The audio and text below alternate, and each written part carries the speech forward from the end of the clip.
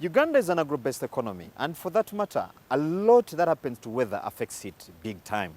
Now, meteorology is one of the key areas that a country like Uganda cannot do without. Today, we look at the technology driving modern weather forecasting and why this is important for a banana republic like ours.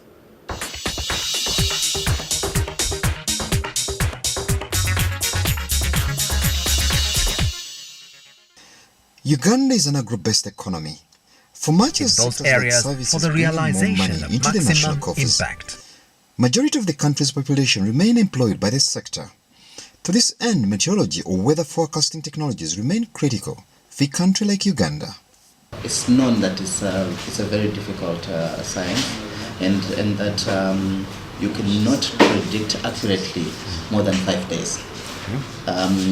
But what you can do is actually have an outlook of a whole season. So that's mostly what we use.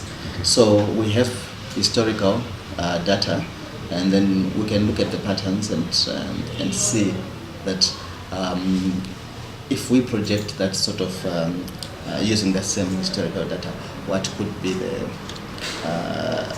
outlook of that particular season. Weather forecasting is the application of science and technology to predict the conditions of the atmosphere, a given location and time. Human beings have attempted to predict the weather informally for millennia, and formally since the 19th century. Today, weather forecasts are made by collecting quantitative data about the current state of the atmosphere at a given place, and satellites are the main tools used. So there are different satellites out there from different agencies, from NASA to European agencies to different people who have satellites, and each of the satellites is set to certain things. For example, one would just be measuring what cloud cover would be like, or to give just an example, or what temperatures are there. Some, like what we use is how green the vegetation is, because how green indicates to us lake or adequacy of water in certain places. So each of the satellites is calibrated to look at different things. Now, a sum total of this is what normally the experts use to predict what is going on.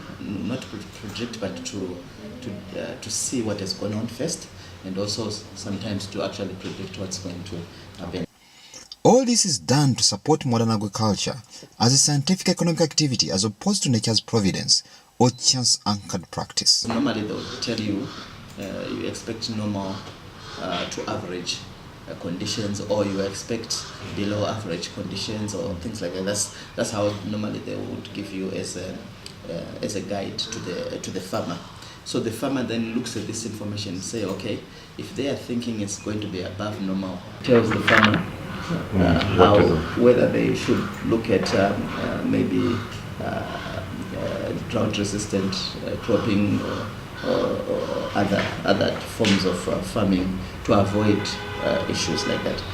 But more to that, weather forecasting has today gone beyond just supporting agriculture to critical industries in our world, like the aviation industry.